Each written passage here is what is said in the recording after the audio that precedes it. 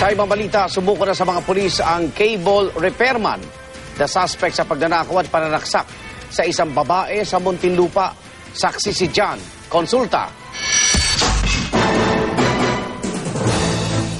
Mga dugo ang gamit sa ibabaw ng kamat sahig, kabilang ang gunting at bubog na sinasabing ginamit sa pananaksak.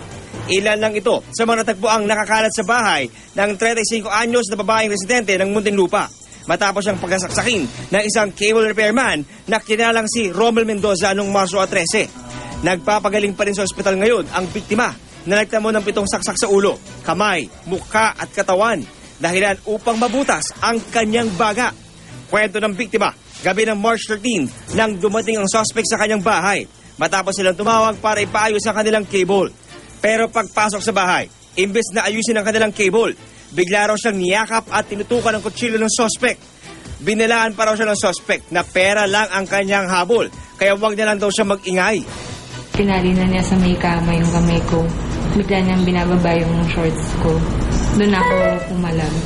Tapos nung pumalag ako, bigla niya akong sinakalma. Tinry ko matanggal yung kamay niya sa leeg ko.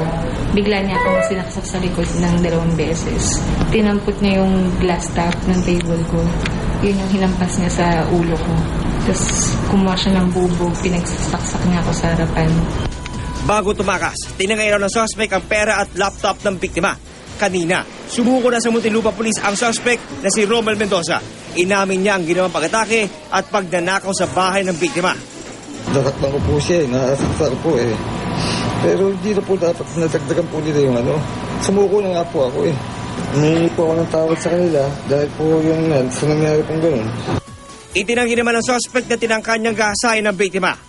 Sa investigasyon ng Muntinlupa Police, lumabas na February 2 pa lang ay nakapasok na ang suspect sa bahay ng biktima nang tumulong ito sa pagkabit ng cable. Posibleng noon pa lang daw ay sinimulan na niyang magmanman sa biktima. Kung tayong may papakumpuni sa loob ng bahay natin, mas magandang may kasama tayo. Hindi yung nag-iisa kasi prone tayong maging biktima ng mga masamang tao. Nakataktang sumailalim sa inquest proceedings si Mendoza para sa mga reklamong robbery at frustrated homicide. Napag-alamang may arrest warrant na rin pala ang suspect para sa kasong child abuse noong September 2010. Ako si John Consulta, ang inyong saksi.